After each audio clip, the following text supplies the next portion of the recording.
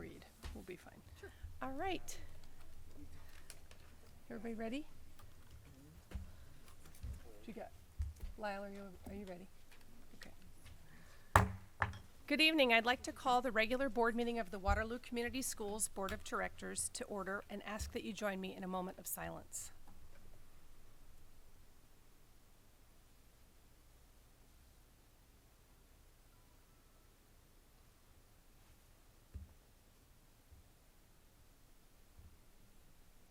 Thank you. And will you please rise for the Pledge of Allegiance? I pledge allegiance to the flag of the United States of America and to the republic for which it stands, one nation, under God, indivisible, with liberty and justice for all. And next, our mission statement, which actually I'm going to read tonight because I never get to read it. And I decided that it's okay, I'm going to do it. So the Waterloo Community Schools community commits to a comprehensive system of education and support to assure that each and every student will graduate prepared for college, career, and citizenship, as evidenced by continuing education, pursuing a career path, and contributing to a community. Before we get to our information from individuals and delegations this evening, I just want to make a couple addendums. Our agenda says 6 o'clock, and it actually is 5 o'clock. Well, it's actually after 5. And then our final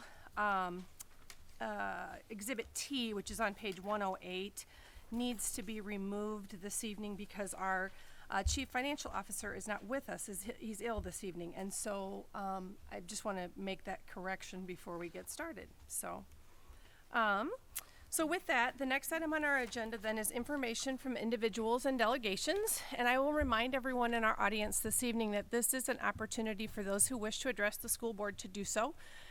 Please, I ask that you keep your comments to 3 minutes or less. Mrs. Arndorfer, next to me here, will hold up a yellow card when you have 30 seconds remaining and a red card when your time is expired. And at that time, I will ask you to please conclude your comments. Please keep your comments respectful and constructive because we are all here with the goal of helping our students. And I would also ask that you avoid criticizing the job performance of specific employees of the district. Personnel matters are confidential and must be handled through proper channels, not in this public forum. And lastly, we do provide this as a public comment session, but it's generally not a back and forth for us, especially for items that are not on our agenda. But certainly, before and after the meeting and for clarification purposes, we will engage in dialogue at that time. But it is important that we proceed with our agenda items on our agenda for this evening. And so with that, I would invite anyone who wishes to address the board to come forward, and I do ask that you start by stating your name and address. And make sure that little green light's on. Okay. Claudia, I can't. Miss Robinson, I can't hear you. Can you pull that mic down? Because I want to make sure that, and the little green light can't be on, I don't think. There we go. Oh, now it's on. I want to make sure we can all hear you. And can you give us your address, please? 309 Charles Street. Thank you. Waterloo, Iowa. Now we'll start your timer. Okay. I would like to read a statement for the school board, and I have 2 questions that I've submitted for the appropriate personnel to return a response to me. Okay. I grew up here and attended Waterloo schools, pre-K through 12th grade. My children attended the Waterloo schools and graduated, and now I have grandchildren, great-nieces, nephews, cousins, and friends. I'm vested in my community. For the last 3 weeks, I have spoken to several parents and staff of the Waterloo school system, all All of the conversations have ended with feelings of urgency and concerns with our students and teachers in Waterloo. Parents have shared feelings of their children's not being treated fairly or equally. An example would be how some kids at an 8th grade graduation were not acknowledged or recognized during the ceremony. Staff have voiced concerns with lack of support with student behavior and disruption in the classroom. Many have stated a fear of speaking openly to their administrators for fear of losing employment, retribution on their jobs, or plain and simply nothing being done. I have heard many concerns about the curriculum, that it doesn't allow for students that have difficulty learning or for allowing for those behind to ever catch up. Now, if someone is feeling some kind of way that I'm here speaking today, you got to get over it.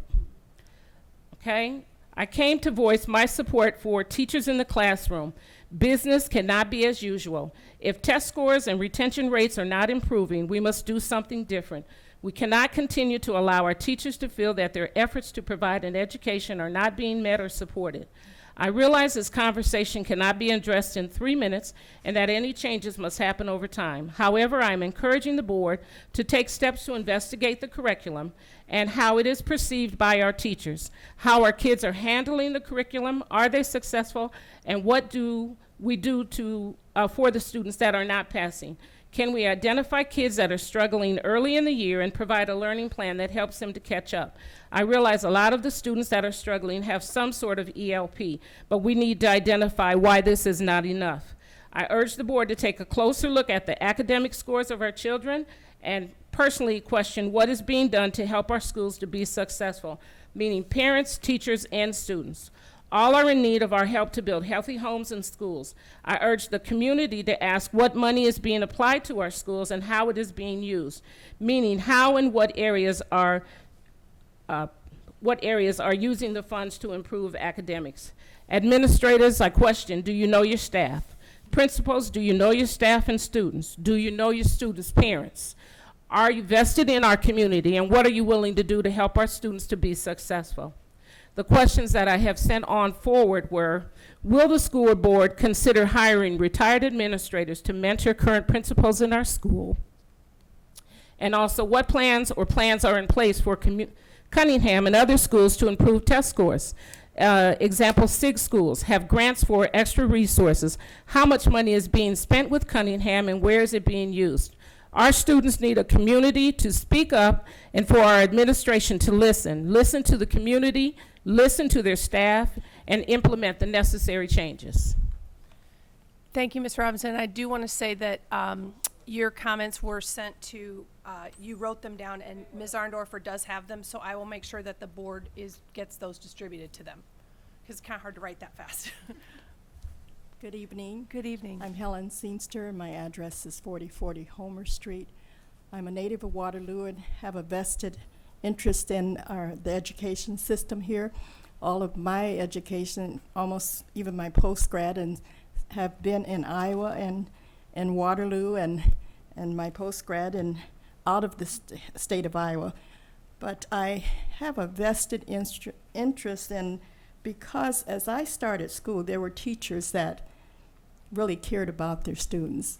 I look back and I see when I went on to my post-grad, even in seminary and doctoral programs, some of the things that I learned in just my grade school and middle school, having Latin and Caesar were foundational languages that helped me in Greek and Spanish and Hebrew and all those foreign languages. And I like to say, because I know that we have good schools, we need to maintain that. And I have, my question has been about the hiring process that we have. I did get some good information from you on the hiring process and the procedures that you use in hiring. But I believe that even in looking at what you've given me, that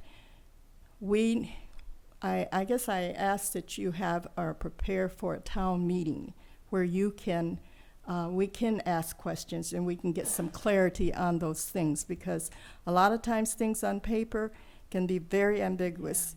So we need a dialogue and begin to feel the pulse of this community, because there has been changes, and one of the things that I know, if we want things to change, and you must have change, then you need a permanent paradigm shift, and that has to be and work, and has to be, indeed, has to be a mindset. And so I'm asking that you have that town meeting so we can feel the pulse of the community and get some clarity and work together as a team.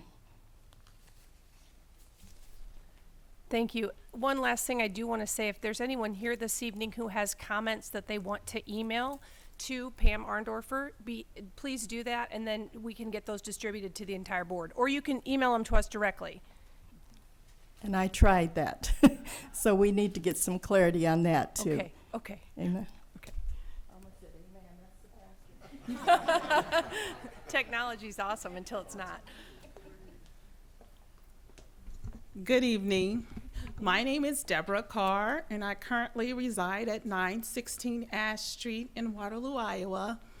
I am a proud person being educated in the Waterloo Public Schools.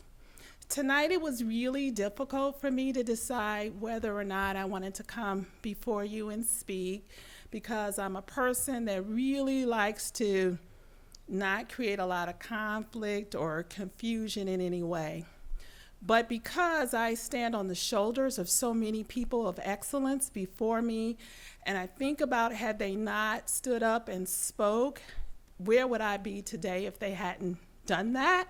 So I feel a responsibility to do the very best that I can for kids and families of this community. With that said, my background is I have a license in social work. I'm a licensed master social worker.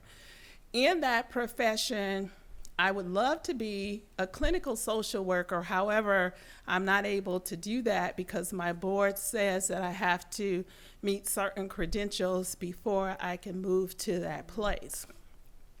I wonder in your policies and procedures and with the Department of Educational Examiners, is that process in place for administrators? Is there certain criteria that you must meet prior to consideration for certain positions? I don't know the answer to that, but that is a question.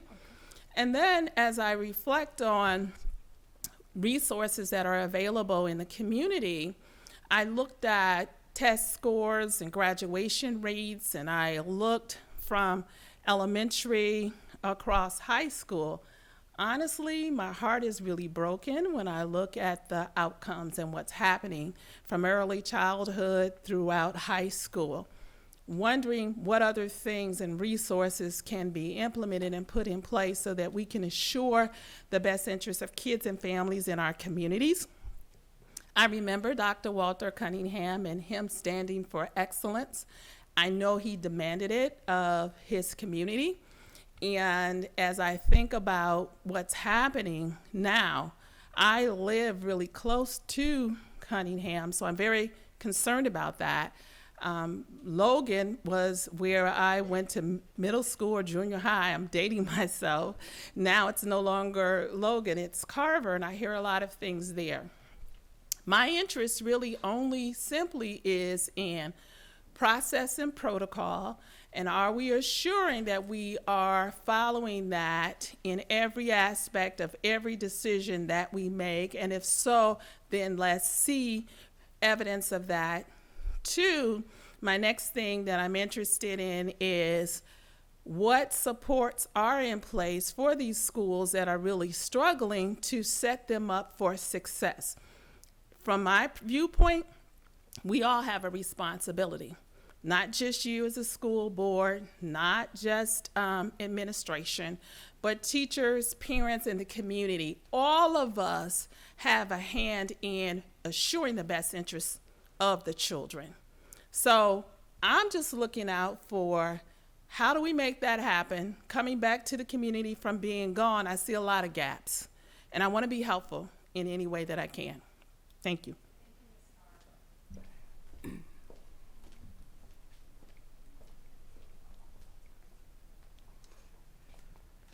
Good evening. I'm Robert Tyson, and I live at 4350 Hoff Road in Waterloo, Iowa. And I'm a proud 33-year member of the Waterloo Community School Districts, and I'm proud of that. I'm here this evening to encourage our district to redouble its efforts to recruit and hire more African American male teachers and administrators at the elementary and middle school levels. We have a shortage of African American male teachers and administrators in Waterloo. Research has shown that African American students are less likely to be suspended, expelled, and more likely to graduate if they have African American educators who identify and understand their learning needs. This is not to say that students can't learn and become motivated by any educator of any race. I wanted to make that clear. One of our community concerns is the school to prison pipeline for young black males. African American males in Waterloo are arrested 25 times the normal, the population. This includes a disproportionate number of juvenile, I shouldn't say juvenile, but our kids who are under 18 in the juvenile court system. It's discouraging to read this every day in the paper. I think we get tired of seeing the arrests, the shootings. This doesn't include single-parent families, divorce, family violence, and other socioeconomic factors. At some point, many of these young men are going to be fathers and enroll their children in our schools. We have to give everyone hope. The good news is that the vast majority of our students are not caught up in the legal system, and we can't categorize that it happens to all African American males. My humble questions for the board is, do you believe African American male educators in Waterloo who have administrative degrees have the right skills to be leaders and administrators? Has our district ever indirectly sent messages to African American male educators that you're not valued in terms of leadership within our school district? From my perspective, the lack of black male educators in communities of color can sometimes send unintended messages to students that school may not be important to them as they identify with staff. Students may infer that you don't know me, you don't look like me, you don't understand my culture, I don't have to follow the rules, and I can dunk basketballs, and I can throw touchdowns. It's important that children see and are taught by all staff, no matter what race. Expectations, goals, motivation, effective habits, accountability, and follow-through are crucial for student growth. We can't let students think that they have the option to fail in our schools. We have to make sure students are properly prepared and apply the skills they have learned. In closing, I want to commend our district for its diversity efforts. This includes all educators and support staff in any role. When you have highly trained and motivated educators, student growth can be phenomenal. Please consider the plight of our males. Thank you. Thank you, Mr. Tyson. I'm really glad you didn't go over because I don't like having to tell a former administrator to be quiet.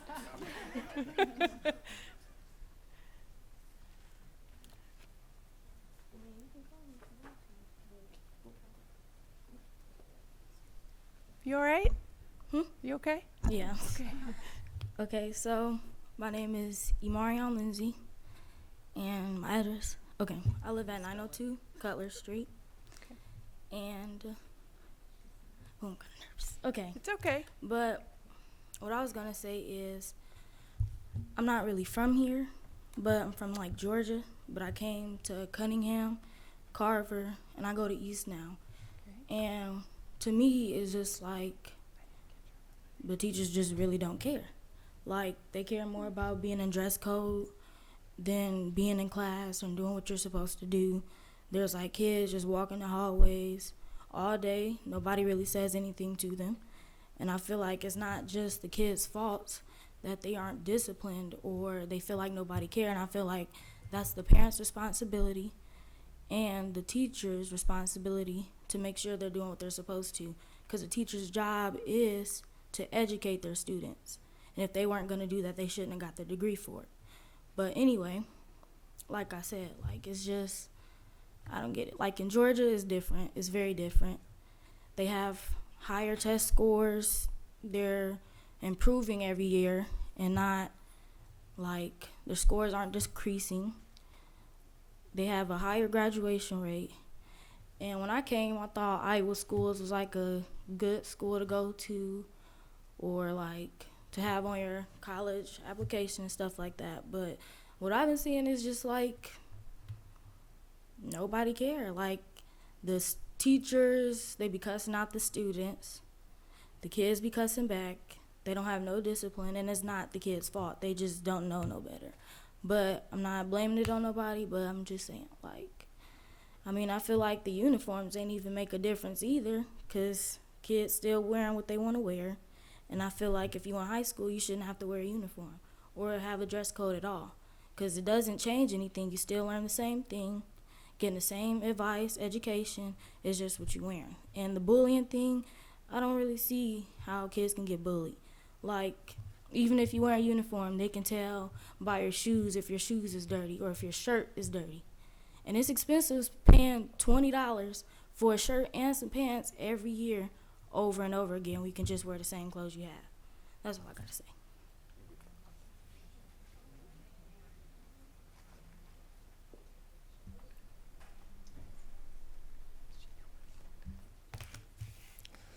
My name is Robert Wright, and I'm proud to say I also served in the district for 35 years in many capacities. I live in Cedar Falls, and that's because my wife worked at the university and she didn't want to drive, so I went up there, but I currently reside there. And that was a great presentation by a young lady, right to the source, right to the source. I'm just going to piggyback on what Bob Tyson talked about in terms of black males. Been out for 10 years, it'll be 11 years come this Wednesday, retired, and as I recall, if I'm not mistaken, I think I was the last black male administrator in the school district. I might be wrong, correct me, that I'm aware of. I know at least in elementary I was when I retired in 2007. That's the day I retired, so I didn't see anyone else in that position, and I might be wrong, correct me. But what I'm going to get into that, there was a study done in Boston a while back in terms of retaining and recruiting black males in the educational field and to get them into the leadership role. And some of the feelings that some of the black males had as teachers and not moving up to the next level as administrators, etc., is that they felt that they were just put in a position to just to be there to be there. They felt inferior, they felt no use, and a lot of them gave up. And I'm wondering sometimes that happened in our own district, that sometimes some of them are just giving up because they don't see any promotion going on. One of the things they did in Boston, they also targeted black males. I know we did in the district before, targeting kids to go into the education scheme, but they target specific them to get young men at the middle school and high school level interested in going to teaching and therefore maybe moving up into the various roles as they graduate, hopefully from high school and college.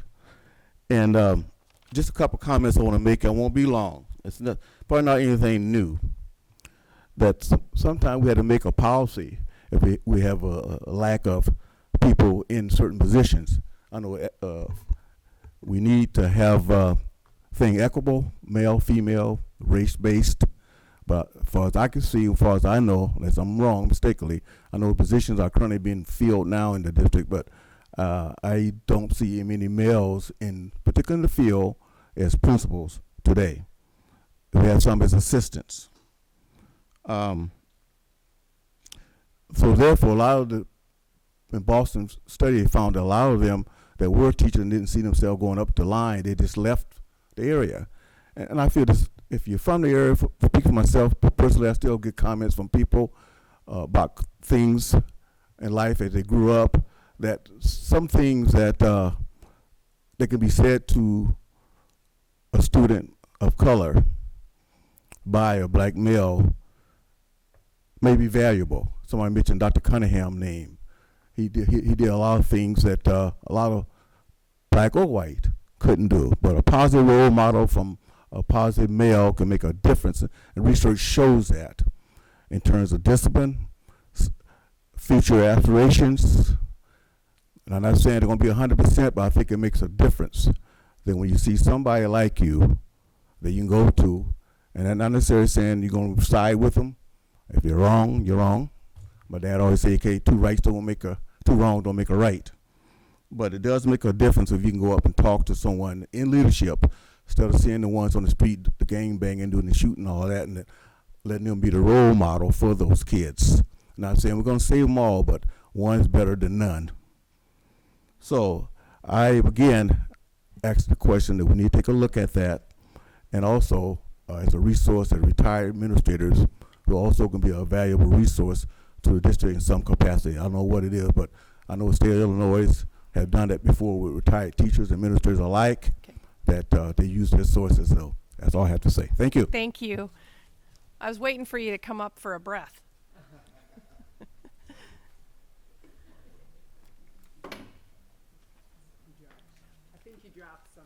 Mr. Wright, I think you dropped.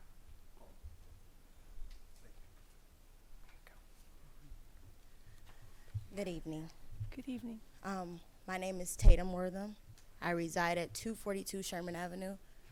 I am a recent divorcee, a proud mother of 6 biological children and 2 stepchildren that are all within the Waterloo Community Schools. I have to say I overcome a lot of adversities. I was a young teen mom, so I knew what it was like for me to go through a lot of challenges going within middle school and high school. I can definitely tell that it's very, very difficult now. It's difficult for so many different reasons. I have a child in 6th grade that is extremely intelligent, but he finds himself very bored, if you know what I mean. I was unaware that we're letting the kids watch YouTube SpongeBob now during class instead of doing curriculum, or letting them listen to the music that they listen to at home during school, or you have the faculty literally arguing with children, but they're not contacting you unless something is really, really, really major. Now, I have a concern about this thing that you guys have going on. It's a minor and a major when the children get in trouble. I feel as a parent, if I do a lot of pop-ins on my children. So I'm the type of parent that I want to be known as soon as somebody sneezes incorrectly or does something wrong. I don't want you to wait to the last minute to contact me when I can support you as a teacher to make things better on my end as a parent. I also have an issue. I'm starting to see a lot of individuals receiving jobs with the Waterloo Community Schools, as far as it's not what you know, but who you know, where you have people in the community with degrees that have worked diligently to graduate 2-3 degrees at a time, but you have somebody walk in with no degree and can be an assistant principal or some part of an administrative assistant because of who they're friends with. And I have an issue with that. So a question for you is, I'm well known for singing. Would I be able to get a job in the Waterloo Community School District to be a teacher, a music teacher? Or would you guys expect me to have a degree? And I know there's positions right now at Cunningham that needs music teachers. Carver has a music teacher that the children are saying, we don't even want to sing because there's nothing really to do. Then for you guys to, I was told that the 8th graders at Carver were punished because of graduation, because of their behavior, so they didn't get to receive that at all and get to acknowledge. Now, yes, it was an honors assembly, which was fine, but why have the whole entire 8th grade class sitting there waiting to be honored to go to high school and not even be acknowledged? What type of message are we sending to the kids? What do you guys expect for the kids to do when they're being looked at by people that are supposed to care for them, that they're in their hands more than their parents? They're around their teachers more than their parents. So, I mean, what's our next steps? What are we going to do?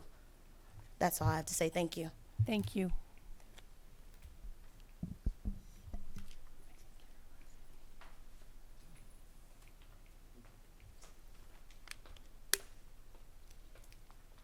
Latanya Graves, 607 East Donald Street.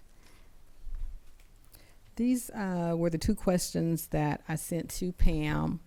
And one is, how effective are the Chromebooks And the reason I'm asking this is because I have a number of parents that feel the Chromebooks are more of a distraction than helping the students achieve in their academics. So again, how effective are the Chromebooks? Have they assisted to improve student achievement, or have they been found to be disruptive to the classroom, school learning environment? Secondly, the reason why we're here is because a number of concerned parents and even staff contacted members of the community, and they felt that the administration was not hearing them. And so, and I spoke with Dr. Lindeman, and I also spoke with Pam, and I also spoke with Dr. Smith. And so, and I shared with them some of the things that we have been getting calls about, complaints about, concerns about. And so we decided to host several community meetings. And so the community came out and shared with us their concerns. And so that's why we're here. So I don't know if this many people ever show up to a board meeting or not, but that is the reason we're here. And being a product of the Waterloo schools, and I have friends that no longer live here, and presidents of banks, psychiatrists, engineers, and they're products of the Waterloo schools. And so when we're talking on the phone, they're like, LaTanya, what is going on in Waterloo?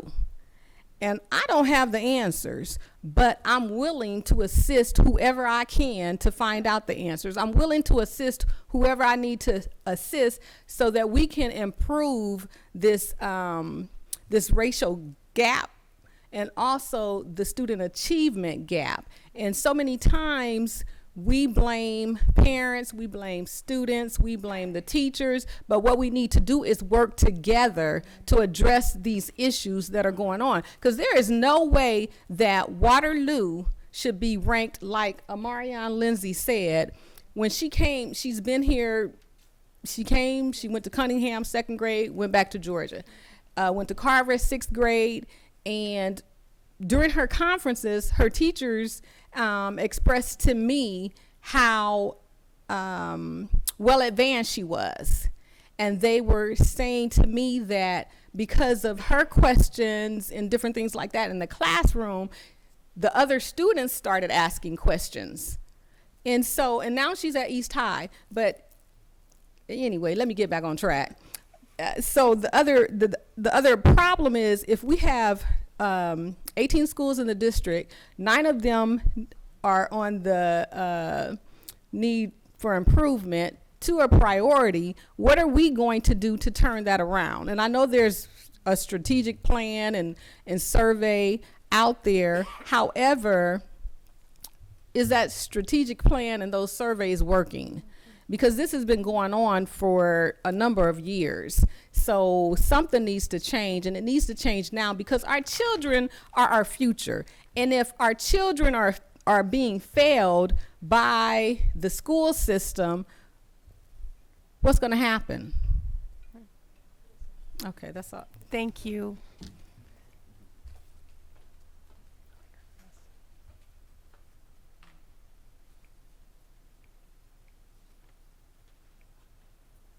Anyone further? Thank you all for coming tonight, and I really appreciate what you've had to say, and I know that we as a board heard you, and that we will work to continue the dialogue and continue meeting and doing things. I know Dr. Lindeman and Dr. Smith have already started those, so thank you for being here tonight. The next item on our agenda is the Waterloo Career Center sponsorship agreement, and that is item A on page 1. And I know that Jeff Frost is here this evening. I'm going to go ahead and get the motion on the table while he comes forward because there's quite a few in here. But the recommended motion is that the Board of Education approve the collaborative sponsorship agreements between the Waterloo Career Center and John Deere, Unity Point Allen, Veridian, McKenna Imaging, GMT Manufacturing, the University of Northern Iowa, Care Initiatives, Gator Manufacturing, VGM, Forbin, Advanced Heat Treat, Omega Cabinets and accept the associated cash and in-kind donations as outlined. So moved. Thank you, Jesse. And a second? Second. Awesome. And discussion, I'm going to turn it over to you, Mr. Frost. This is a great list of awesome partners. Correct. Whoa. Wake everybody up. Correct. We're very excited about the year we've had in getting sponsors for all 5 of our pathway programs out at the Waterloo Career Center. We started the year with 0, and as we ended the year and brought these 10 forward, plus a non-program sponsor in Veridian who gave us an in-kind cash donation to use as wanted or needed to help fulfill the vision of the Waterloo Career Center. We feel very excited about the future and possibilities that are out there. We do know that there are several other businesses that have contacted us specifically about being program sponsors, and we know moving ahead forward to next year, that we will have multiple sponsorships for both our 4 new programs, and we'll continue to bring in sponsorships for the current programs that we are offering at the present time out there with the 5 programs we have. So I want to thank the board for your vision with the Career Center. I want to thank all of our business partners for stepping forward and being great partners, and looking forward to the collaborative partnership and sponsorship and making strong use of this agreement that we have with every one of them. Any questions? Sue, did you have a question? Oh, I thought you put your hand up. I can't see. Jesse, go. Just make a comment. I've had 2 opportunities to be out to the Career Center. I got to visit the advanced manufacturing one day and met students at class. And then when we were on our tour, about 2 weeks later, 3 weeks later, I just peeked in the classroom, and it was pretty amazing watching the kids. They had remembered me from my previous visit. They were showing me the changes they'd done through their designs and what they had been working on, improvements. So it was a really good experience for me to see that engaged learning out there, and just keep up good work. So.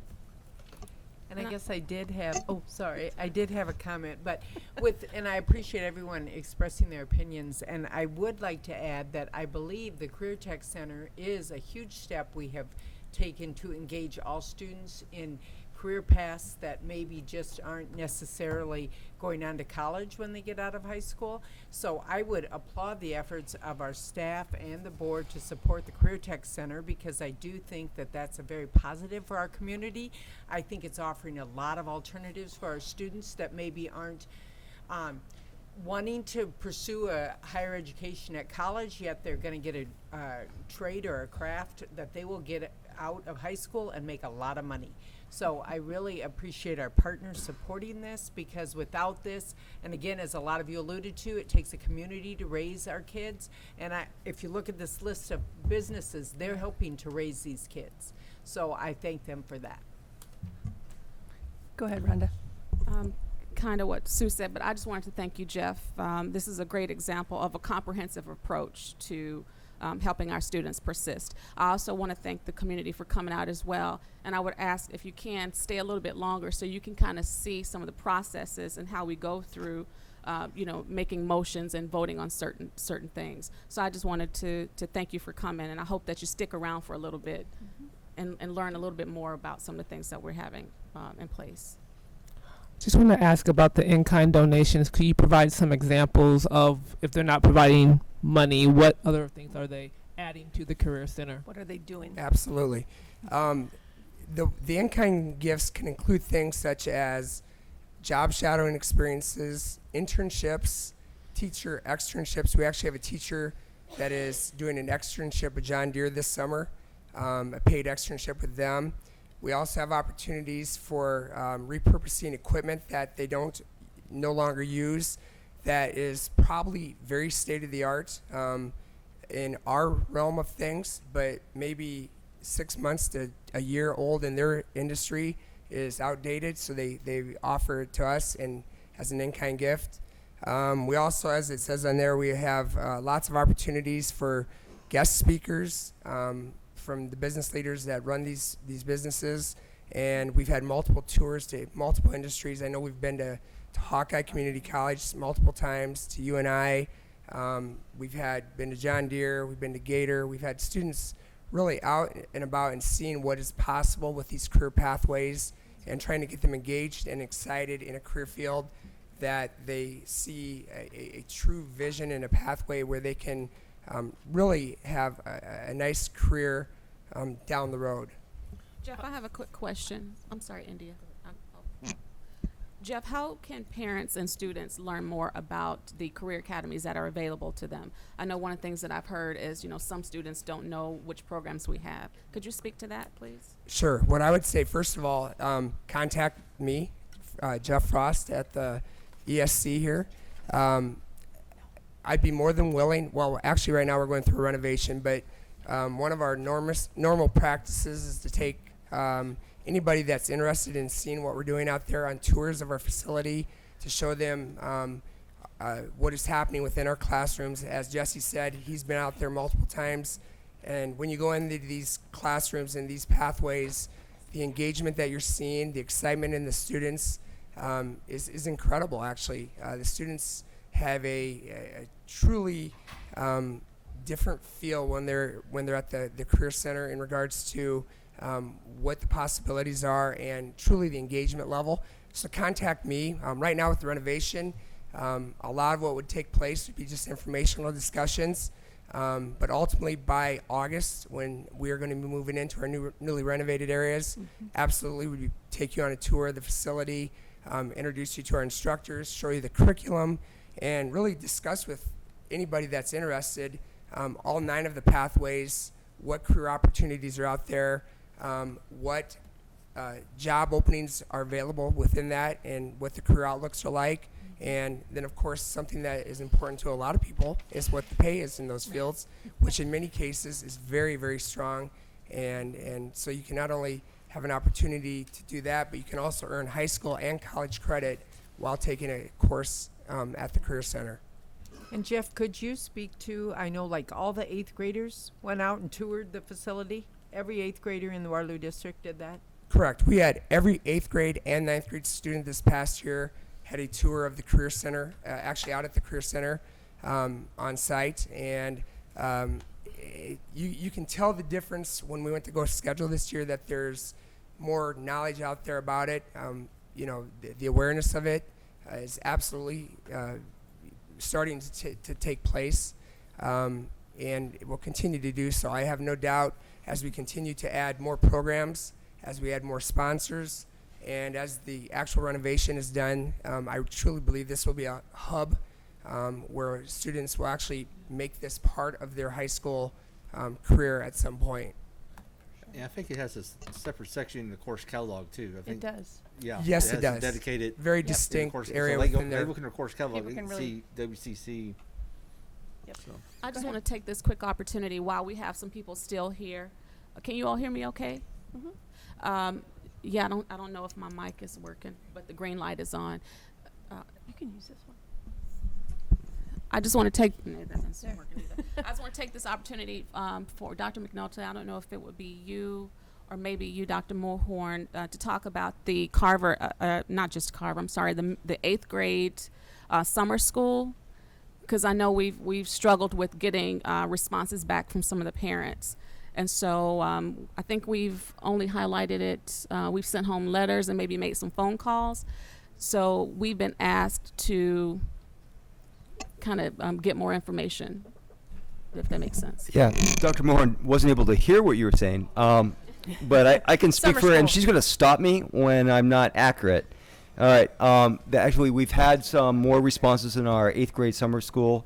Our parents and our students are responding now to our request for them to come.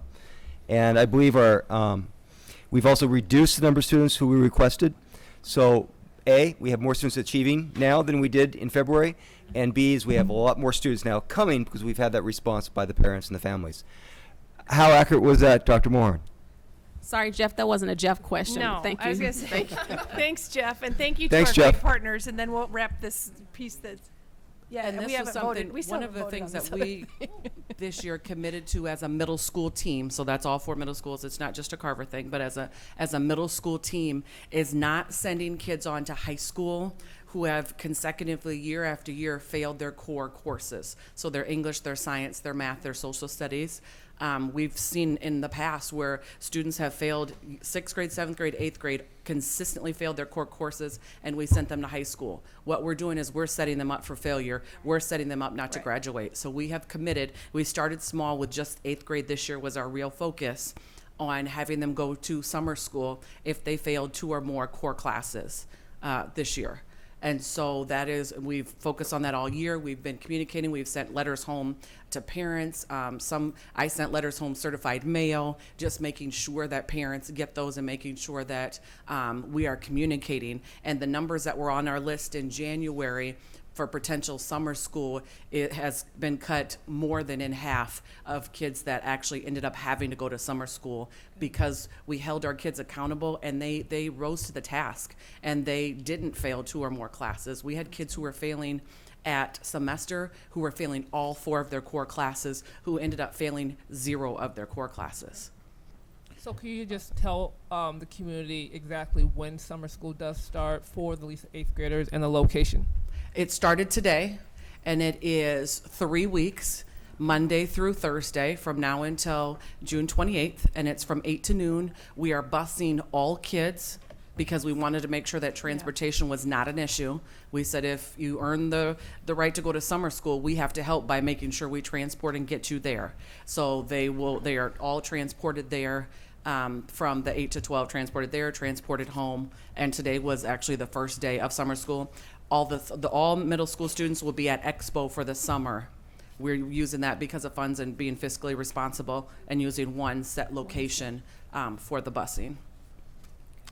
Any other questions? So if a student failed their core classes and chooses not to go to summer school, are they still going to be socially promoted? They will not.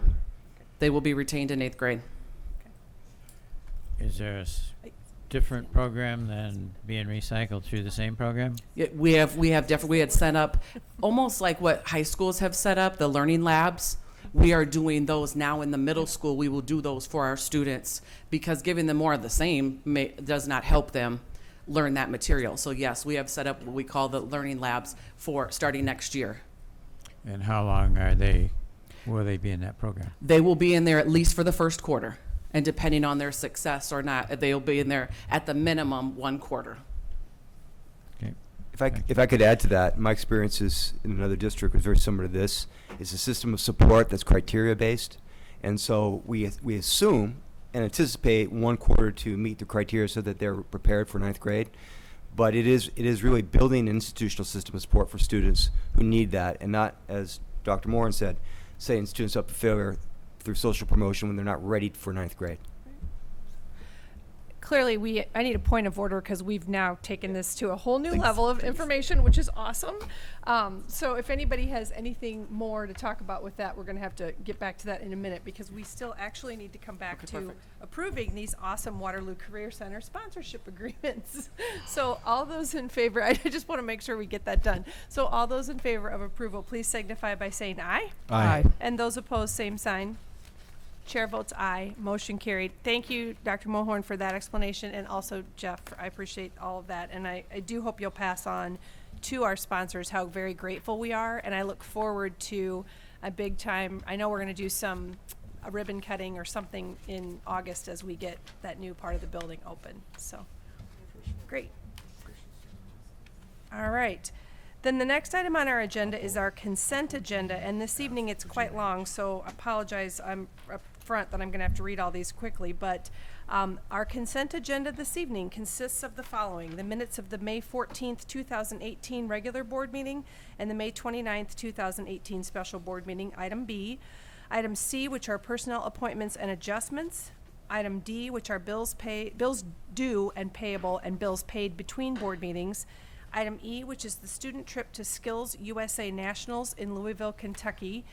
Item F, which is the West High Culinary School team travel to Las Vegas, Nevada. Item G, which is the West High School football team travel to Northern Illinois University in DeKalb, Illinois.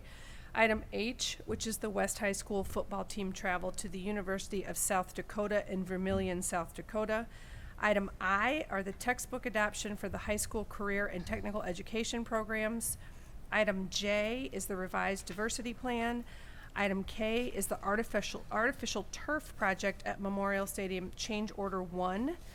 Item L is the school resource officers agreement with the city of Waterloo. Item M is the Iowa School Finance Information Services, or ISFIS, 2018-19 subscription fee. Item N is the Iowa Association of School Boards 2018-2019 membership dues. And item O are the board meeting dates for the remainder of 2018. Are there any items that board members wish to have removed? Items G and items H. D as G. in, oh, G G. as in G go. and H. I see Coach Moore is here, yes. Okay. Items E, Echo, I, India, and L, Lima. Okay. Item F2. Item F. Okay. C. And item C. C and J. And J. Thank you. And K. And K. And I don't even know why I did it. and L. And L. We already had L. Oh, sorry. Okay. We get B. So, so can I have a motion to put items B, D, M, N, and O on the floor, please? So moved. Thank you, Jesse. And a second? Second. Thank you, Lyle. And all those in favor of approving those 5 items, please signify by saying aye. Aye. And those opposed, same sign. Chair votes aye. Motion carried. That takes us then to item C, which is personnel appointments and adjustments. And the recommended motion is the Board of Education approve the personnel items as listed. So moved. Thank you, Jesse. And a second? Second. Thank you, Sue. And discussion. India, you pulled Yes, this. I did. I'm sorry. That's I okay. have my notes. I just wanted to question more, as many other community people have stated, about their concern about the hiring of Cunningham School at this point. And so I know that we have discussed having surveys, and I know that we had to come back and relook at the applications that were available. But I just wanted to see if you could just kind of discuss more on the choice of the matter of choosing that principal. I don't know how much I wish Jane was here. Yeah. What she provided to you is basically the process and the procedure. In fact,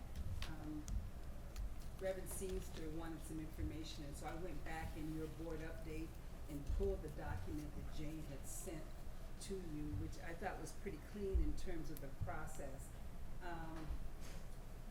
And Jane walks in. I'm sorry. The process, Jane, you can fill in the blanks. The process for, you're talking about for building principals, right? Correct. The process for building administrators principal. has changed over time. And it has changed over time because we have a more engaged community of stakeholders, including staff. It used to be that a group of central office people would do interviews, or in some instances, they would appoint people. One of my friends and colleagues who has been in this district for a number of years has served as an administrator in a number of roles and has never interviewed until recently, because the process, that's the way the process worked. Now the process is such that a job is posted, individuals apply for that job, those applications are gleaned, and then interviews are set up. And the interview committee is representative of the school and the school community. So there always have to be parents. There's usually like a partner in education or someone of that nature. And then there are a couple district administrators. If it's an elementary administrator job, then there would be elementary principals on the committee. But the majority of the individuals on the committee are staff of that building. And so they go through an interview process, and they're not picking, but they're providing feedback to the superintendent by listing weaknesses and strengths of all of the candidates.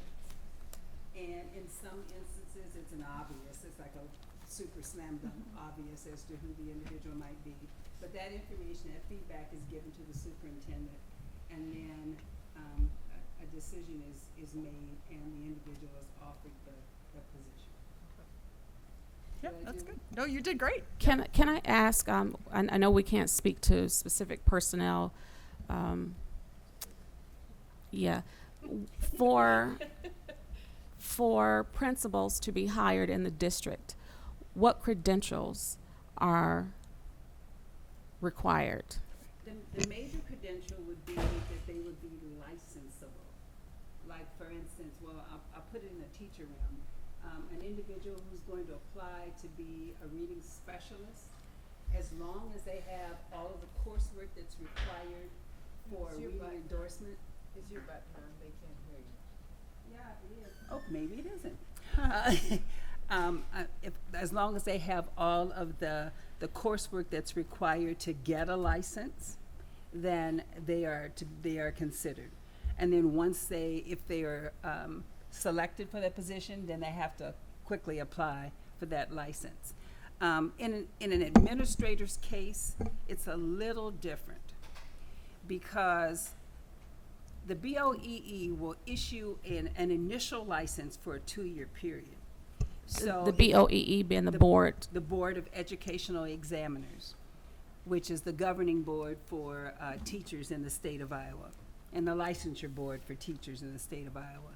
So if an individual, we have many teachers that have completed the coursework to become a building principal or an administrator, but until they get a job as an administrator, it's kind of difficult to go ahead and get that endorsement because it's only good for 2 years. So we have had individuals in our district that as soon as they graduated, they would go ahead and apply for and get that endorsement, that administrative endorsement.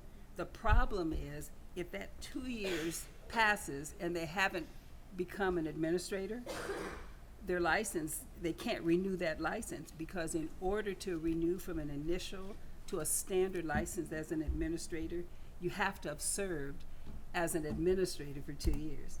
So that's why, and it's my understanding, I can't verify, but it's my understanding that that's the advice that they're giving people who are coming out of administrative endorsements. Hang on till you get a job, then get your endorsement, because then you serve as an administrator for 2 years and you're eligible to go ahead and renew your license at that time. So for, let's say, an elementary school principal, Okay. would they need let's just say, at a minimum, would they need to have at least their master's degree? Not necessarily. Actually, what you would need to do is have completed enough, 2/3, I believe, of your administrative coursework in order to qualify. Now, most administrators are, if they're not there, they're close to being complete of completing a master's degree.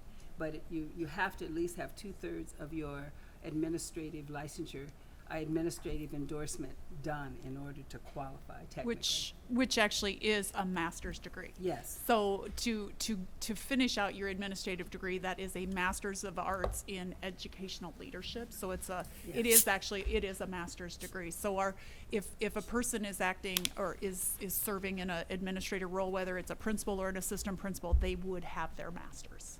So or be licensable right now. So the state of Iowa, the Board of Educational Examiners actually governs, I'll use the word governs, they actually govern the licensure, and so you cannot serve as an administrator unless you have your appropriate degree.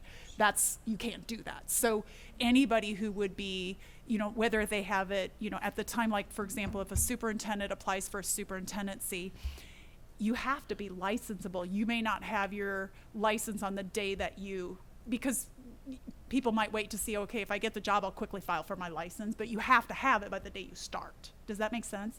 You have to have your license by the day you start.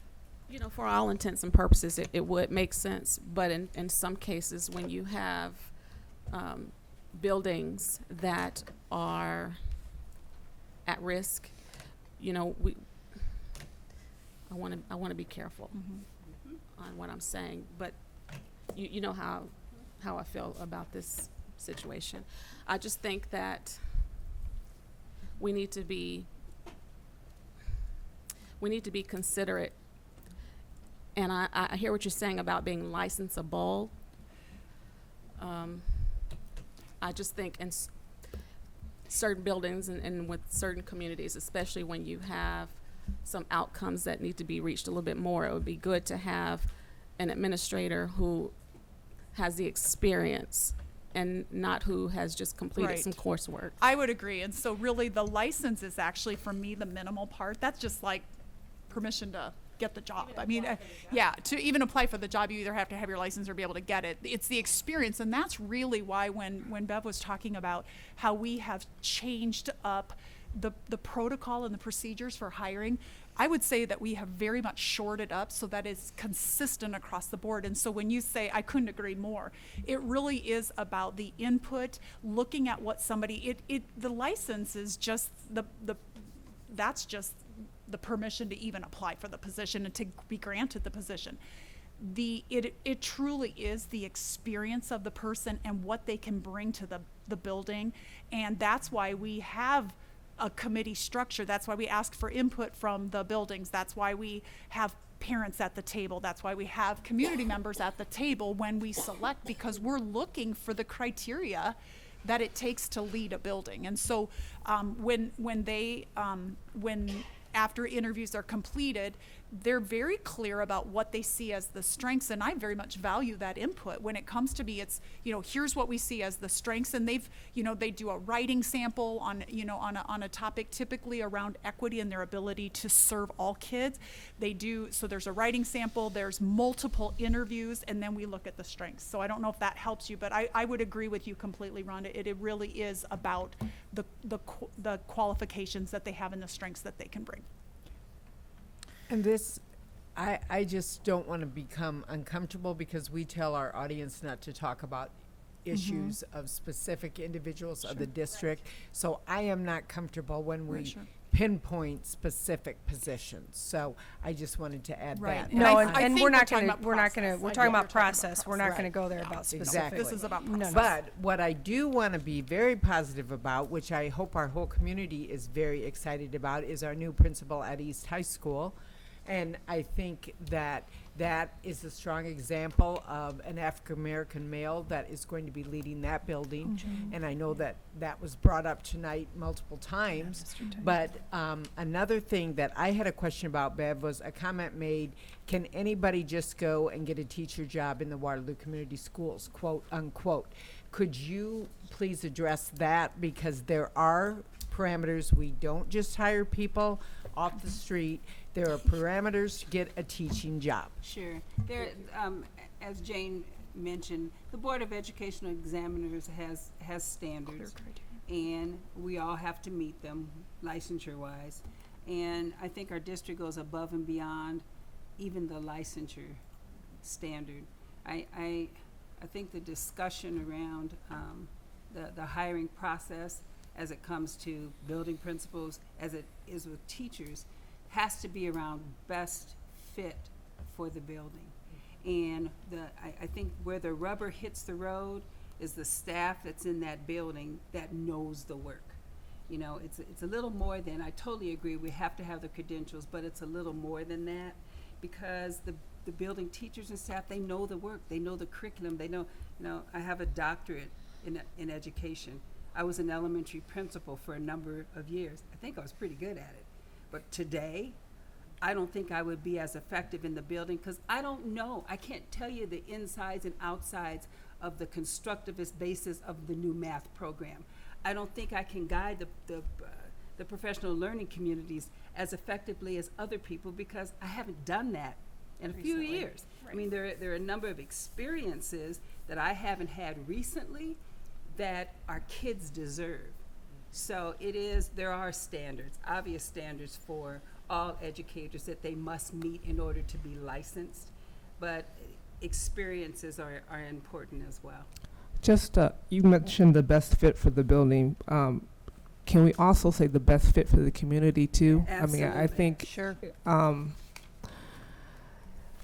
this whole trying to decipher what is right and what is wrong, and the licensures is very important. But I think that key thing of the community is very important. I know that you mentioned that you do have people who are on the board or making decisions and giving you suggestions as far as Did you hit your mic off? I didn't touch it. Okay. Making decisions and giving you suggestions. But I think there's also sometimes depending on where you are, I think more can be better sometimes in the situation, asking more questions. So I believe what you said, best fit for the building, but I think also best fit for the community and the area is also very key as far as choosing any teacher or any administrator also. Thank you, India. I agree. And sometimes with change comes discomfort. So it's important for us to address. And fortunately, we have several buildings so that no one individual was pinpointed. But yeah, with change comes discomfort sometimes. And it's not the comfortability of the board, it's the trust of our community and our parents and our students. So there will be times when we will be made uncomfortable while we are addressing those things that need to be addressed. And I just want to point out one more time, the input from others is more now than it ever has been. Because when we have had, we in past years, in past decades, have used appointment a lot more than we do now. And so that process, even though it certainly is allowed by board policy, there's a board policy that says that the superintendent, reserves the right to hire through appointment, through an internal hiring process or an external process. And we do that, but like Bev pointed out, it really is about using the process and trying to stick to that process and gaining input. We are doing that more now than we have in many years, and we've applied it very consistently recently. And so trying to gain input from every staff member and a wide variety, and this is not a committee of 3 people or 5 people or 7 people or 10 people. This is a broad-based committee that comes to the table to interview and have a dialogue with all of the candidates. And that's why and typically, which is amazing, a lot of times it's very clear after going through the process. A lot of times it's very clear who is the right person to do. Once in a while we'll have a dialogue, maybe there'll be 2 people and we say, well, what strengths would they bring? And that's when we have the dialogue of best fit for the building and best fit for the community, because typically they do go hand in hand. Best fit for the staff, best fit for the parents, best fit for the community. Now, do you make 100% of the people happy? Likely not, because we don't have 100% of people on the committee. That's just not going to happen. But we do take very careful thought. We have very careful thought that goes into who's on the committee, and we spend a lot of time making sure that we don't double up. Okay, we've got 2 people who are this type of a teacher. Let's have maybe 1 classroom teacher and or 2 classroom teachers and 1 person who is a counselor, or 1 person who's an art teacher. So we're making sure we're getting a variety of people. Let's make sure we have a para. Let's make sure we have a custodian. Let's make sure we have a parent of somebody who's been at a building, their child's been there for more than 1 year. Maybe we want to make sure we have a new parent on the committee. So we actually go through and we've done quite a bit of hiring this year. So when we do that, we actually spend, and sometimes we'll sleep on it for a week, or we'll get our list and then we'll sleep on it. We'll come back and we'll look at it. And I think in every occasion this year, after 3 or 4 days, I say, I think we need to add a person in this because I think that's missing. So we do spend a lot of time trying to get our interview team to be representative of people who would come with good lenses, different lenses. We also attempt to have within the staff a reflection of our community. You bet. I don't want to belabor, but I just thought about maybe having down the road an opportunity for you to hear from individuals who've served on some of those committees. I just thought of that because a young lady who just walked in happens to be one of the individuals who served on a committee for one of the appointments that is in front of you tonight. I think that would help you get the feel. I'd also at some time like to tell you a story about an individual who was appointed to a position after there was a groundswell of support and encouragement for us to do so, and the staff, her staff, happened to be in this room doing a PD, and in my 28 years in this district, I've never experienced such an emotional response to an individual being appointed to a principalship. I mean, it brought me to tears, but it also brought the staff to tears and clapping and hugging because they appreciated being listened to when 100%, almost 100% of the staff are saying, oh, this is who we need to be our next leaders. They'll keep us on the path. You know, we're making some gains and we want to make this happen because it's good for us and our kids. Being able to do that is a good deal. Diverse input matters. It really does, and it's allowed us to move forward with deliberate actions. And Rhonda, I didn't want to state that I'm uncomfortable making decisions, but the only principal hire on our agenda is Cunningham. So that's why. No, and East. Yeah. And East. Yeah, but she talked about elementary. Oh. So that. Relative to the comments made on the composition of staff and hiring practices, I guess I'd be interested in if we could get a copy and distribute it of the Boston study that I think it was Mr. Wright referred Yeah, to Mr. that, Wright. to see, you know, about that. And also, I had kind of forgotten, you know, from the days when Mr. Cunningham and Mr. Wright and Mr. Tyson and those were administrators, but I guess I'd be interested in looking at the historical trend. I'm sure we have that data somewhere. Yep. In terms of broken down by elementary, middle, and high school. You'll have it next month because I'm bringing the affirmative Okay. action report as my swan song. Oh, good. And then also the breakdown, and I haven't seen this for a while, of by race and gender of, you know, there's a lot of metrics of success, but graduation rate would probably be a starter. I know that when I first started on the board many, many years ago, the graduation rate for black males, if I remember right, was 33%. I mean, it was awful. And we were doing much, much better, but I haven't seen the data lately. Maybe we've plateaued or even backed off a little bit, so I'd like to see that. And I just ran that, and not to interrupt you, but it's timely for me to, I just was looking at that we just got data from the state on our breakdown. Unfortunately, they release it a year late as far, and you know how that goes. So looking at we actually got the raw data for the class of 2017, which is weird because we've already graduated our class of 2018. Yeah. And the African American, now what I didn't do yet, and I just got it, but I just started looking at it, playing with it, looking at by race, because I was really trying to identify the gap. And our African American students had 81% graduation rate this year, and it was the first time that our African American subgroup had surpassed the 80% graduation rate as well. So the gap had closed because we were at 84 point something for all students. But now what I have to do is go back and look at African. I think African American was 80. I'm so good with numbers typically, but I cannot remember. It was 80.8 or something like that, and then the Caucasian students, I believe, were 87. I believe it was like a 6-point gap between the two, so that's not acceptable. But it was significantly reduced gap from what it had been, and I was excited because I think some of our efforts around targeting students and early on, targeting them early on at 8th grade and 9th grade and tracking them through, I think that's really paying off. And so to see the 80, I'm going to say 81, but I know Andrew's going to want the exact number, so he's going to have to call me tomorrow because I'll get it for him later on that. But that was great. Upward trends. I mean, our graduation rates are absolutely highest they've been, right? Yep, So. absolutely. We had the highest graduation rate this year that we've ever had. So Nationally, I think the relative performance of males in general is declining significantly. And I'm not sure locally, but just some anecdotal data. If you look at the picture of the best of the class, there's very few males, very few minor.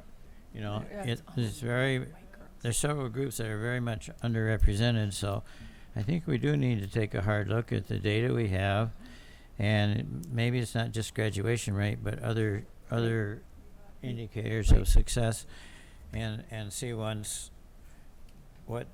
difference we could make by hiring practices and different staffing levels. So And Dr. McNulty's swan song Right. could be, because he has, with the school improvement plans, he's really brought a huge focus on disaggregating the data for an equity report, and he brought that back. We had done that years ago, but since he's been here, we've looked at it. So every school improvement plan has equity data in it. And I'm sorry, I didn't mean to. No, what I was just going to say is we're speaking a lot of education speak.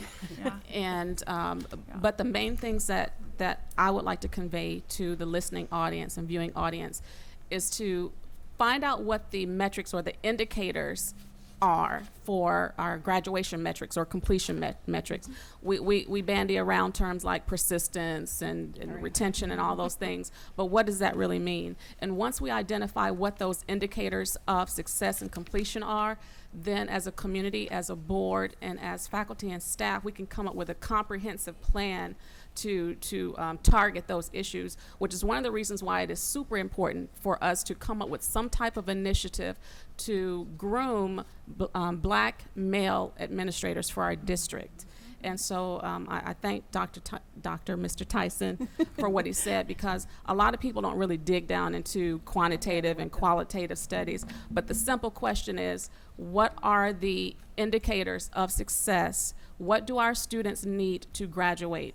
And how do we as a community, as our faith organizations, as our social service organizations, as a board, as parents, because parents can't always do it by themselves. They're either not willing or able to do it.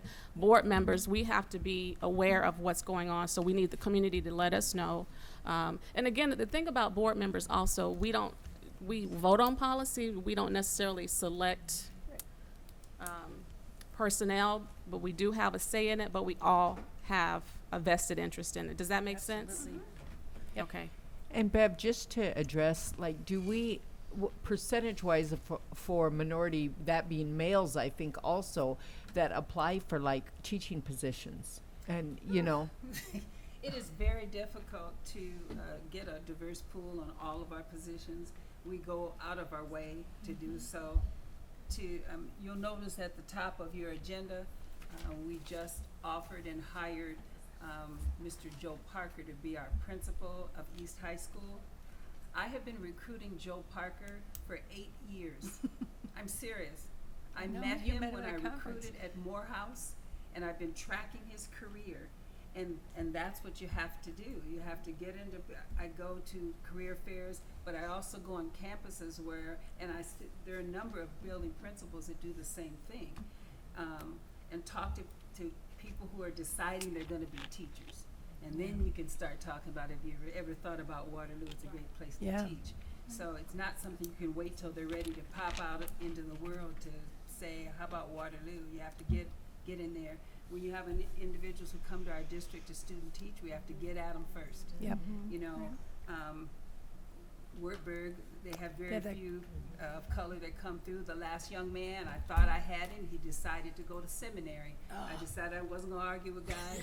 I'm gonna go ahead and do your thing, and then maybe you can come back and teach for us. So, you know, we try to get first dibs on all of the applicants of color, because I think this is a good place. If you can teach in Waterloo, you can teach anywhere.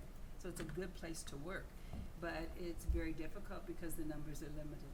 So we do try to get to the historically black colleges and universities. We are trying to develop relationships.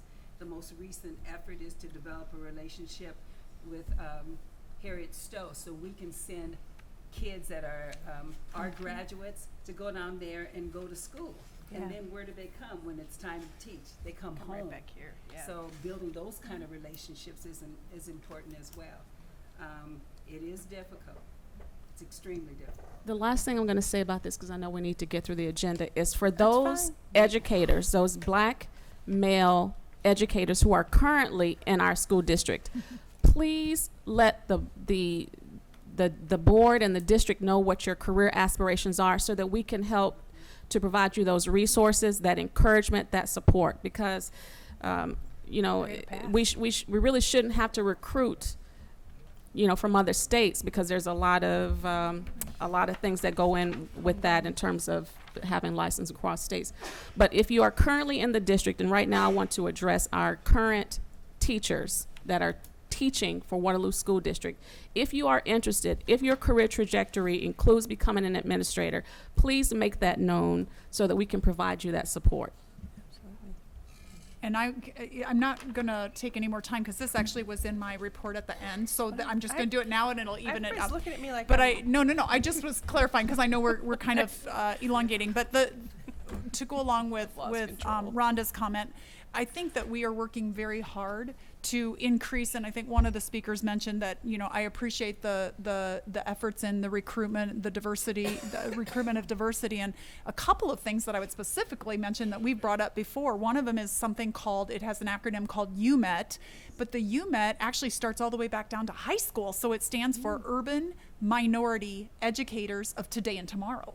So we're going into the high schools and we're saying, hey, who might be who's a minority student in 10th grade, in 11th grade, and we do a camp. We collaborate with UNI on that, University of Northern Iowa, and for an entire week during the summer they move into the dorms. They work with other minority educators, with the idea of once they become a teacher and are licensed, we want them. Yeah. We want them. So that's one example. Another one is the recent thing that we've talked about is the Teach Waterloo. Now that's not going into the high schools to snag kids and get them on the trajectory to be an educator. That's going into our classrooms right now and saying, who do we have working, you know, if you're a paraprofessional working with our staff, how about being a teacher? Yeah. How about becoming an administrator? I just met with a young Hispanic man in one of our buildings, and he happens to be a teacher and was very interested in going into being a principal. And so I said, let's frame up and he's actually, as part of his degree, they have to do so many practicum hours. And so we were able to connect him with his current principal and to write kind of a plan of practicum for him to get some experiences, because I'll tell you what, when he gets his degree and is licensable, we want him. Yep. We want him. So I think those are maybe just two examples. There are more, but those are two examples. So the process, we have two principals that we're hiring today. The process was the same for both, and it involved a great variety of stakeholders on both situations. So. Okay, don't want anybody to think I'm cutting them off. Are we good? All right. So we're all the way through item C. So all those in favor of approving the personnel appointments and adjustments as listed, please signify by saying aye. Aye. Those opposed, same sign. Nay. Chair votes aye. So we are 4-2. Okay. So motion carries. Okay. Thank you. That takes us then, item D we already did, so we're going to move on then to item E, which is the student trip to Skills USA Nationals in Louisville, Kentucky. I move the Board of Education approve travel for the West High student and Devon Winters, advisor, to attend Skills USA National Leadership and Skills Conference in Louisville, Kentucky, June 22 to 30th, 2018. Is Devin here tonight, Miss Winters? I do not. Okay, so go ahead, Lyle. Excuse me. Well, I'm sorry, you put that on the table. I Second. need a second. Thank you, Sue. And go ahead, discussion. Pardon me. I was just kind of curious about the competition in the customer service aspect. I see there's a orientation test, written test at the beginning, and then there's a debriefing at the end, but is this something that's in our normal coursework so that the student, you're testing the skills they learn here, or is there a learning opportunity as part of this trip and competition as well? Yeah, I think the answer is both. As part of the Skills USA curriculum, there are components and there are standards that they are working toward. And when they go to the conference, they get an opportunity, much like and I know that Devin Winters isn't here, but Tracy Hume is. So when we talk about the competition for ProStart, it's some of the same. They don't go to the conference or any competition without having practiced it here. So the answer to that is both. They do practice it here while they're in classes, and then they get a chance to practice it in a new way. Right, and I would just in a add, new it's setting. part of that culminating event that takes the curriculum through the school year and then provides them an opportunity to engage with other schools and other learners. So I mean, it's very similar to the culinary. It really is a great opportunity to apply what we learn in the classroom and project-based outcomes. Yeah. Well, I think the experience. debriefing at the end of Yeah. that level of competition would potentially be really good. Yeah, it's an opportunity to excel, right? And Yeah. those are always opportunities to learn. Okay. This is the first year they've done this, or No, no? no. Couple We've years, I taken think. We, yeah, we've since taken I've been people here, before. it's been every year. Every year. Yeah. We've done the BPA, and then usually somebody's moved on to do the Skills USA piece. Got it. So. All right. Anything further? Anything further? Just Jesse and I were discussing, just Yeah. want to have this out in the open though, but is there any type of problem legality of a female teacher traveling with one male student alone? I don't know. Yes, we would have to have I'm sure that there is a chaperone going, so I'm sorry, I'm gonna have to look at that. She's not Yes, here, it's- so. Yeah. Miss, Yeah. yeah, I don't know. Ms. Winters is, It says Jameson Andrews and I would like permission, yeah. so. I don't know that's if family I will member- double check on that, but I'm sure that there is a mail along with them I know too. our But I will culinary double arts check people to make have sure that, somebody because we have check had that. multiple times in the past, and I'm sorry that it doesn't say that on here, but we would not send a female or nor vice versa. So, Right, yes. Good enough. All right, so with that, all those in favor of item E, which is the student trip to the Skills USA Nationals in Louisville, Kentucky, please signify by saying aye. Aye. And those opposed, same sign. Chair votes aye, motion carried. Takes us then to item F, which is the West High School culinary team travel to Las Vegas, Nevada. And that recommended motion is that the Board of Education approve travel for 5 West High students, Tracy Hulme and Brody Hulme, to Las Vegas, Nevada, June 29th through July 2nd, 2018. So moved. And a second? Second. Thank you, Jesse. And discussion? I know Ms. Hulme is here tonight, if anybody wants to talk to her. And I know it, as we were just talking about chaperones, that we have both male and female listed here, so, with our 5 students. I don't know who pulled this. Did you give her opportunity? You want to talk about the trip? Yeah, come Yeah. on up. Excuse my mom here. I'm You're- late for a ball game. You're fine. It's my first day momming back. It's so, great. You just do it. It's just a great opportunity for the kids. They had that opportunity in Rhode Island, and then they're getting an additional gift. Will you tell our viewers how they're getting to go to this? What happened at the contest? It was a drawing. Every time we've gone to nationals, they've given away this free trip to Vegas. And every other year I've been there, I've thought, please don't pick me, please don't pick me. And this was the right group to take. I'm nervous to take kids to Vegas. But then when you get beyond that, you go, wow, but the opportunities, the front of the house, the back of the house, the industry experience that's there is almost unmatched in the nation. So we're thrilled. So it's pretty neat. We get an Uber gift card, so we've got almost no expenses. The kids are bringing some spending money. All of our food is included on our flights and our hotel, so it's a pretty big gift from Sam Faladori that owns Metro Pizza and we've heard it's pretty good pizza. He was the one that put the memo together that is in our agenda that talks Yes. about what you guys Yes. are going to be doing, and you can tell he's pretty passionate about it. All right, anything further? No. Just, All thank right. you. I'll let you Thanks. get your mom and Thank on. Sorry. Great. Well, then, all those in favor of approving the West High School culinary team travel to Las Vegas, Nevada, please signify by saying aye. Aye. And those opposed, same sign. Chair votes aye. Motion carried. That takes us then to items G and H, and I'm just going to have Coach Moore come up here for both of these. We'll get G on the table first, and then he can maybe speak to both of them. But the recommended motion is the Board of Education approve travel for members of the West High football team and 6 coaches to Northern Illinois University in DeKalb, Illinois, June 15th through the 16th of 2018. That's coming right up. Correct, this weekend. Yeah. All right. So moved. Thank you, Jesse. Second. Thanks, India. Coach Moore. Yes, this is our second time going down to Northern Illinois for it's a 707 event. We were trying to plan to make sure we go on the same day, but it would have been a little early to try to get the kids to go like at 5 in the morning. And then with the traffic and construction they had on the highway, that we was recommended to try to go overnight. So we decided to do that. That was the last minute thing because we were going to try to go on the same day. It's an event down in Northern Illinois where the kids will get a chance not only to participate in the 707 event, but get the chance to meet with coaches and also get a chance to tour the campus at the same time. So it would be a great experience for our kids. We have done it 2 years ago. Our kids loved it, and we want to give them a chance to do it again. Awesome. Does anybody have any questions for Coach?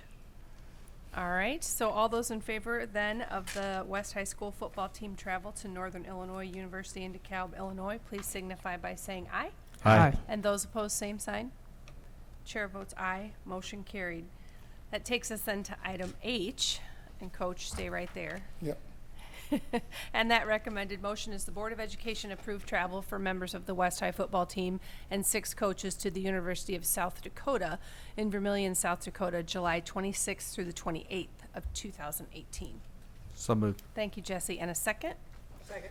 Thank you, Sue. And tell us a little bit about this camp. Yeah, this is will be our 9th year going to a team camp. We have been to 5 different team camps. Recently, we've been to South Dakota last year also. UNI did host one about 4 years ago, and they stopped hosting, so we would love to go to UNI, but it's no longer available. This is a 3-day camp for our kids. We go down, get a chance to stay in the dorms. Also, our opportunity to tour the campus and get a little bit more about South Dakota University, along with their coaches. We usually take about 40 kids, somewhere around there, to the camp. We charter down on a charter bus where the kids have fundraised for this. Our kids have done the fundraiser. We did it over a lift-a-thon where our kids got a chance to fundraise the money, so they're very excited about doing it in that way. That also, expenses is taken care of with the bus, along with their meal plan is also included with their payment of the camp. And a lot of these coaches are coming to visit as well. We're seeing a lot of these come through to visit. Yeah, and a lot of that is just through relationships. You know, is that since I've been around a little bit and getting to meet these coaches, right around the spring times when they have free time to come up. So we get a lot of coaches come in to kind of find out more about our kids and, you know, what we have available for them and those things. And it worked out pretty well. So, and that's a lot of reason we found out about South Dakota, was just through recruitment and those type of things. That's great. It indicates there's about 40 players going to this camp and 20 to the previous camp. Can you explain the difference? Yeah, the 707 camp is only for specific positions, which is a passing camp, so only like quarterbacks and wide receivers and defensive backs go to that. So we don't take our O-linemen, our big guys, they don't go to the 707 camp. Our team camp is for the everyone. wide receivers are real happy about that. Yeah, our team camp is for our total team. So we get a chance to go down, and there's usually about 15 to 17 other teams there, and we get to scrimmage other teams, work with their coaches, practice, and those type of things. So we take our full team to that camp, and then our 707, we just take our skill kids. Thank you. But that said, Lyle, though, you are sending some kids to lineman camps too, a lot of them are day camps and stuff. So Yes. so those kids are getting other camp opportunities. Oh, definitely. And this is our first year hosting the lineman camp ourselves. We host one right at West High for our kids. This year was the first time we have done it, just to give them guys an opportunity too. So it's actually been very successful so far. They have already had 4 days of camp of just our linemen with our coaches, and it's been working very well. And some of our East High, I know you're not speaking for East High, but some of our East High players are doing those same kind of things where they're not going as far, but they're also doing some camps. That's been a conversation at the board table at times. Yeah, And so- just this weekend we was at Iowa State, and Yeah, East High was there, East High and was they there. were very successful. They were 5-0. They had a good time up there. So Yeah. they're doing the same thing, and Coach Leonard's doing a great job over there. I do have a list of all of East High summer activities. They do have several camps across the athletic field that they are going to, you know, basketball, boys and girls basketball, football, baseball. That only has to come to the board approval if it's overnight and out of town. So several of theirs are just a local thing, or it's Correct. not an overnight trip. Has there ever been a discussion of if they don't have a lot of players who may not get this opportunity, maybe bringing them on board so they could maybe possibly do this with you guys? From East High? Yeah. Well, it would be an opportunity, yes. It'd be a little difficult because we kind of run our plays and do our things at these camps, the two camps that we go to. I know Right. they go to a couple too. I know they're going to, I think, Ellsworth and Iowa Central. They But, you know, we kind of do, you know, our plays at these camps so that those kids would know, you know, what we do and those type of things. And Got so, but, you know, we have invited them. Actually, this winter, we went to a camp in University of Dubuque, and Coach Leonard found out late and didn't have a bus, so he asked us if some kids can go, and we told him, yeah, we didn't get any, but it was an opportunity to jump on a bus with us to go down to the University of Dubuque and do a camp back in, I think that was back in March. Okay. Yeah. So, yeah, Sounds so good. they had no problem with that. And if West went with East or East went with West, it wouldn't make a very competitive East-West game. Oh, yeah, very competitive, yeah. It's competitive anyway. These kids know each other, Yeah, and, they you know, do. they went to middle school each other. It's competitive regardless. So, and this year's gonna be the first game on the new turf, so Yes, it's it gonna bring a is. lot of excitement. Fast. Yeah. All right, is there anything further for Coach? All right, Coach Moore, thank you. Thank We you, guys. appreciate Thank you. your time and dedication to our kiddos. So, Thank you, I appreciate it. all those in favor then of the West High School football team travel to the University of South Dakota in Vermillion, South Dakota, please signify by saying aye. Aye. And those opposed, same sign. And chair votes aye. Motion carried. That takes us then to item I, which is on page 50, and this is the textbook adoption. I And the move- recommended, or you want to do it, Lyle, go. I move the Board of Education approve the adoption of career and technical education textbooks for the Family Consumer Science Program in the amount of $11,217.14. And thank you, Rhonda. Second. And discussion. I know Jeff is still here and Mr. McNulty's yeah. here. And Are these, is level 1 a full year course and level 2 also a full year course? Level 1 would be our course that would still be offered at the high schools, and level 2 would be the course that would eventually move out to the Career Center. Okay. And these are, each textbook is a full year. Correct. Or it's a the semester course, actually. Oh, a semester. Each book is a semester course. So you take level 1 one semester and then level 2? Level 2 would be your next year. is level 1 2 semesters? No. I think they're both Yeah, I think one semester courses. One aren't they? semester courses, yeah. okay. Because what would happen is a student who maybe would not be able to fit it in first semester could take it second semester, see. and then Take it the fir- next year at the Career Center, if they could not fit it into their schedule first block or during the first semester, they could do the same thing at the Career Center the second semester. So they may take a different course in this other semester, maybe in the same career. Right. There are path other or- courses offered in the area of culinary arts. These aren't Correct. the only two. So And they might be offered at the same time. I mean, in each level 1 might be offered in first semester and second semester, and second semester might fit your schedule better. Correct. Right. Hopefully the schedulers at the high schools will take the level 1 and move them so it does. For example, first period at the high school is always a band period. So if a student, we try to stay off that period, and then in regards to the Career Center, our schedulers try to stay away from third period at the high schools because that's the one period that would cause conflicts for elective classes at the Career Center. Yeah. So there's some method to the madness of how they schedule at the high school and how it aligns with what we do at the Career Center. So 92 for level 1, is that the number of students we currently have per semester? They have, I believe they have more, I think like Talia, I think she has like 3 different courses of the same class. I mean, she has 3 different Sections? sections, thank you. That's what I'm I know, looking I for, do. of the same course. They're very popular courses, so they have large numbers and they have multiple sections in their semesters. But their class size is limited, isn't it? sure. Yes. I mean, more than normal. Correct, and I think that's why they would split like a semester. You would only be available to offer the number of books each semester. So I don't have the numbers in front of me, but whatever that number is, if it's 90, they may cap them at 90. 30 for maybe 3 sections each semester, and then at the Career Center, they would roll out also there. But this is split between East and West? for East and level West. 1. For level 1, right? Yeah. Correct. And is level 1 a prerequisite for level 2? Yes, it is. Okay. Okay, thank you.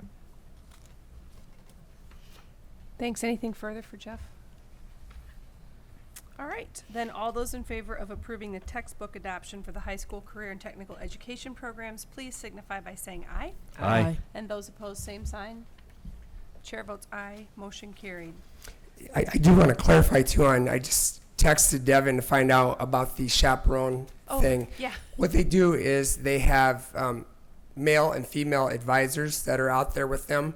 So when they travel out there, actually the male advisors, like Devin, will check up on the female students that come from other schools, and male advisors check up on the male students.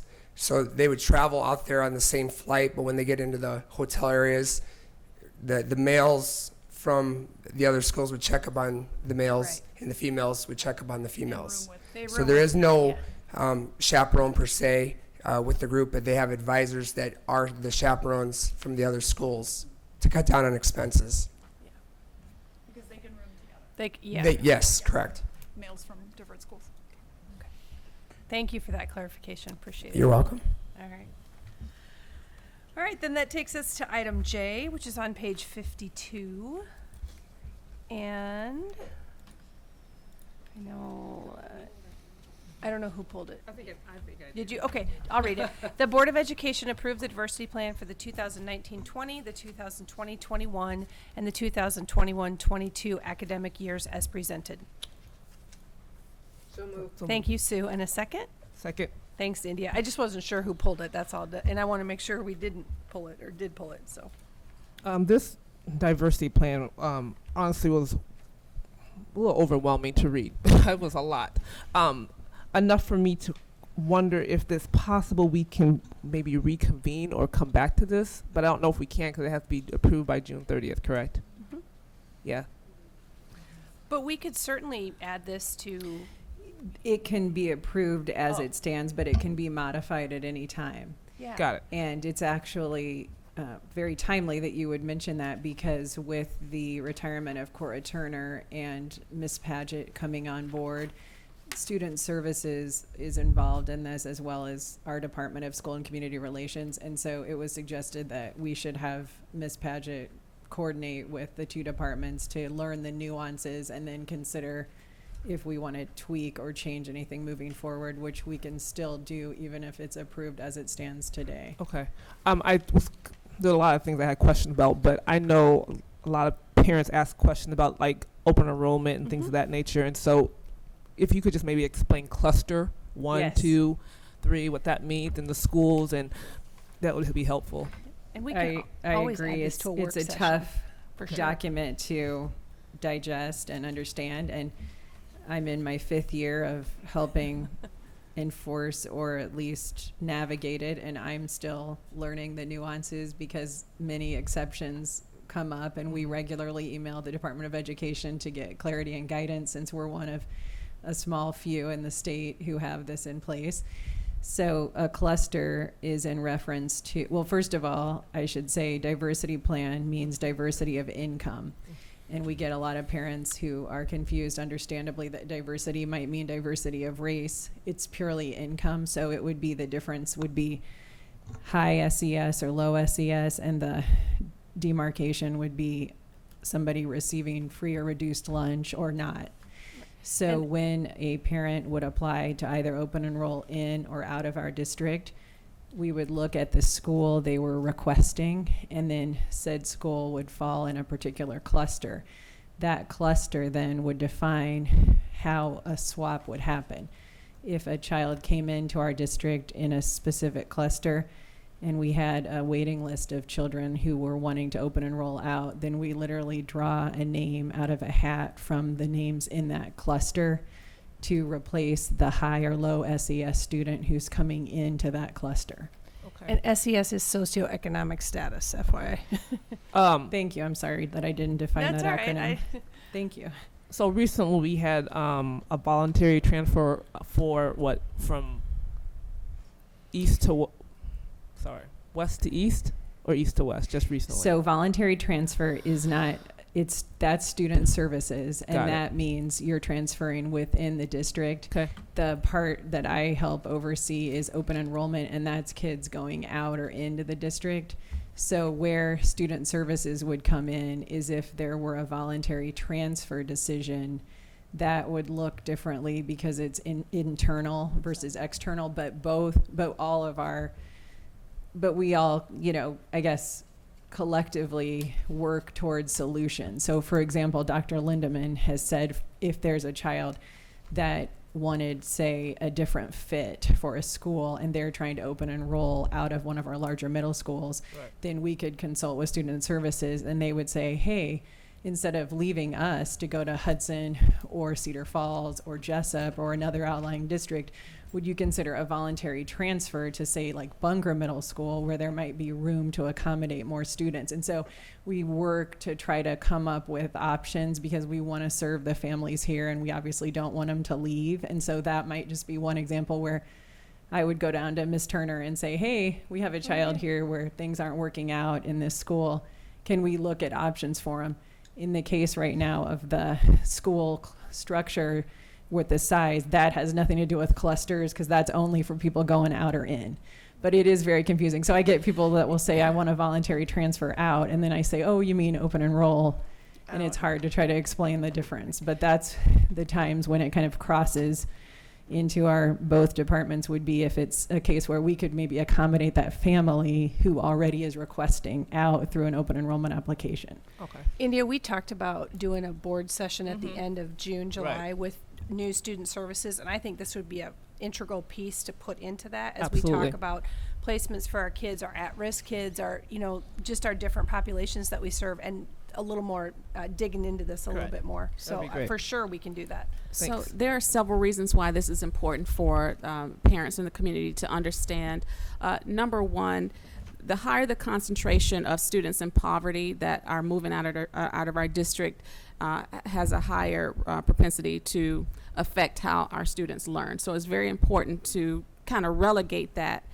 I know some of you may have heard of white flight. Well, in this case, it's socioeconomic status, or SES.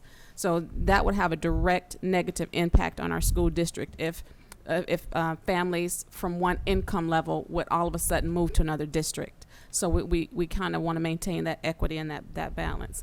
The other thing is that some of our state legislators are currently voting on this. So it's important for you to really kind of look into that and know that this is something important that we have to vote on, which is why we kind of want to, some time to drill down into that a little bit.